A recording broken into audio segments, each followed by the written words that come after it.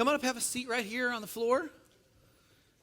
And we're going to talk about promises. How many of you guys have made a promise before? Anybody? You guys made promises before? Okay. Now, how many of you guys have maybe broken a promise? All your hands probably should be up, right? We've all done that, right? We've all said, your mom's like, hey, can you wash these dishes for me? You're like, sure, I'll take care of that.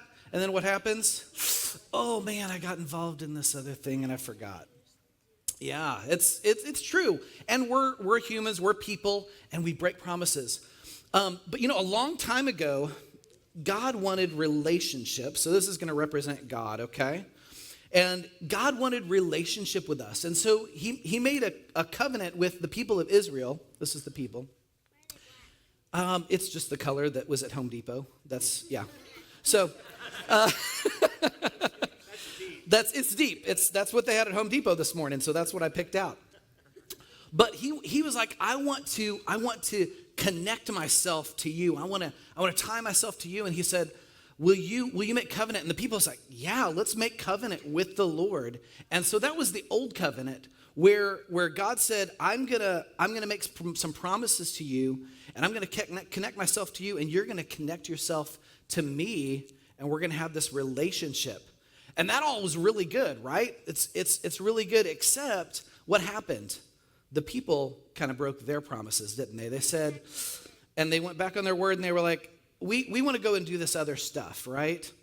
And so that covenant, it kind of broke that, right? But then they're like, we'll make these sacrifices and we'll come back to God and we'll do all the things, and we promise we'll do all the things, and we'll do the things that you told us to do, and so that we can have relationship with you again, right?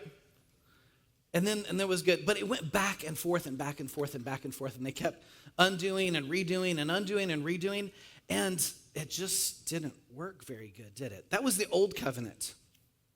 Well, God wasn't finished, was he? Because there was an old covenant, but what is there? A new covenant. There's a new covenant. And in the new covenant, and I want to read this to you, and we actually sang about half of this verse, I think, which is awesome. In Hebrews 8:6, it says, but now Jesus, our high priest, has been given a ministry that is far superior to the old priesthood, for he is the one who mediates for us a far better covenant with God based on better promises. So God didn't just get up there and say, okay, let's fix this thing. He's like, let's make a new one. Let's make a new covenant. And his name's Jesus. He is the new covenant. He's the new covenant. And can this be broken? No, it can't be broken. I can't just untie this.